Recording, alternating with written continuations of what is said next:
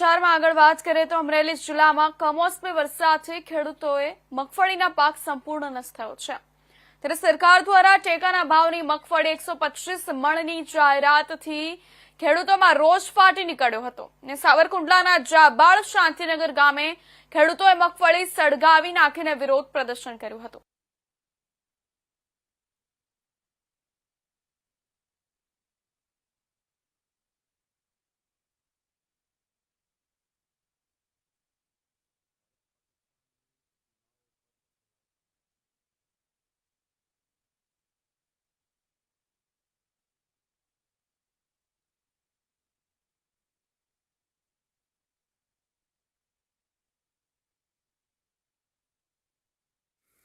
અમરેલી જિલ્લો સાવરકુંડલા તાલુકાનું જાબાળ ગામ છે અને આખા અમરેલી જિલ્લામાં એટલો વરસાદ પડ્યો, અતિવૃષ્ટિ થઈ, બધા ખેડૂતો હાવ પાયમાલ થઈ ગયા છે।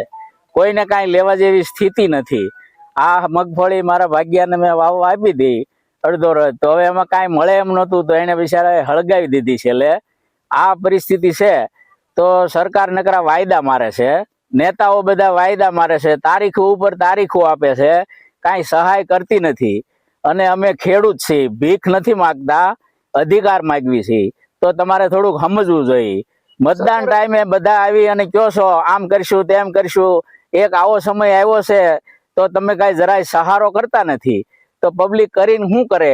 આ એકની વ્યથા નથી, આખા અમરેલી જિલ્લાની ગામે ગામ તમે જ્યાં જઈને સર્વે કરવા જાય, આમ જાય તેમ જાય, હું ફલાણું જાઉં, કાંઈ કરતા તો નથી, કાંઈ સહકાર આપતા નથી।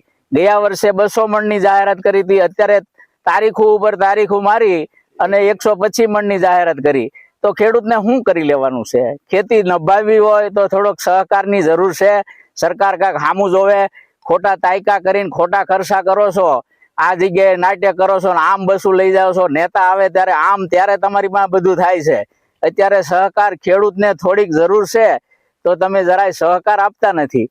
થોડુંક વિચારો આ ભારત દેશ માટે, અને અમરેલી જિલ્લાની સહાય થોડીક ધ્યાન દો। નેતાઓ આની આંખ ઉઘડતી નથી, એસી ઓફિસમાં બે અને વાયદા અને તારીખો નકરી માર્યા કરે છે, કોઈ કાંઈ આમ ધ્યાન દેતું નથી।